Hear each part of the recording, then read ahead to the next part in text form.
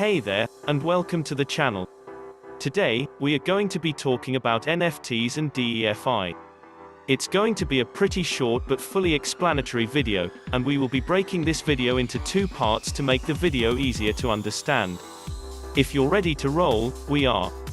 So, buckle down, and let's get to it. If you're steeped in the world of cryptocurrencies, you've met NFTs, non-fungible tokens. Since they came on the scene, they have grown in popularity and are currently generating billions of dollars in the sports industry, media, and finance industry. Anyway, for those who are just hearing about NFTs for the first time, let's give a brief explanation. Non-fungible tokens are unique cryptographic tokens that could represent an asset in the digital world or could be digitized versions of the real world. The non-fungible part of their name means that they can't be replaced by another token or exchanged with another token. NFTs are used to show ownership and authenticity of an asset on the blockchain. They are also not divisible and tend to be quite scarce. Now, thanks to advancements in tech, the way we invest our money are evolving. So, NFTs are gradually becoming an asset and people are putting their money into. There are several websites where you can buy NFTs like Foundation, NBA Top Shot, OpenSea, and Nifty Gateway. In fact, Tom Brady plans to launch his own NFT platform, Autograph, very soon. Did you know that you can now buy and sell tweets? Jack Dorsey, for instance, sold his very first tweet for a mouth-watering $2.9 million. NFTs are the new digital baseball cards like Anthony Citrano, CEO and founder of Acquisant. Now, all that said, there are still a few things you want to keep in mind before buying NFTs. First off, buying an NFT is buying a digital token. This digital token can either link back to a physical item or to a digital item. Now, NFTs aren't exactly cheap, so it is essential you buy from a credible source so you don't lose your money. You could get some NFTs that sell for about $20 and on legit websites too. But mainly, NFTs sell for millions of dollars, and you could either buy them with fiat currency or Ethereum. Another thing to know about NFTs is that, right now, there is the potential for fraud, and there are a couple of ways that could happen. On the one hand, someone could sell NFT linked to something they don't own or have rights to. You only need to search NFT fraud on Twitter to see what we're talking about. Many artists have had their works stolen and repurposed.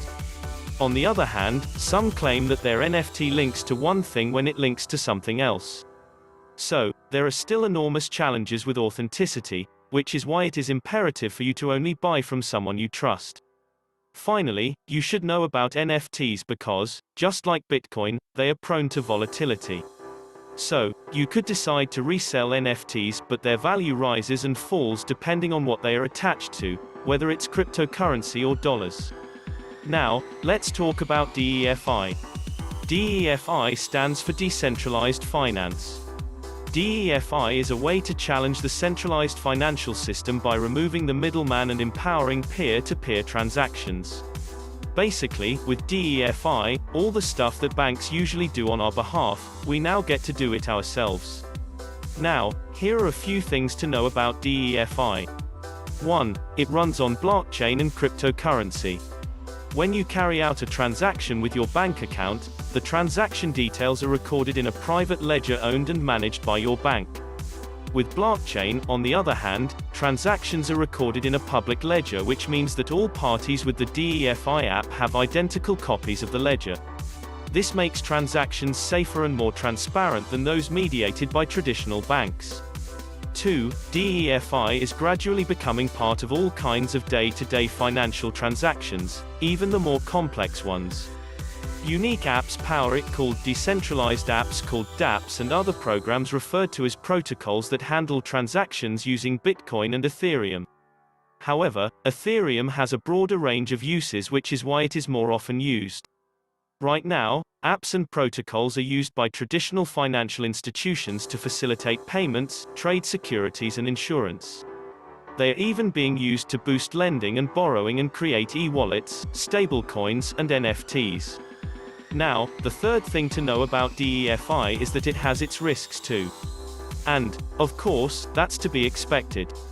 DEFI is still a recent innovation and hasn't been effectively stress-tested through widespread use over a long period of time.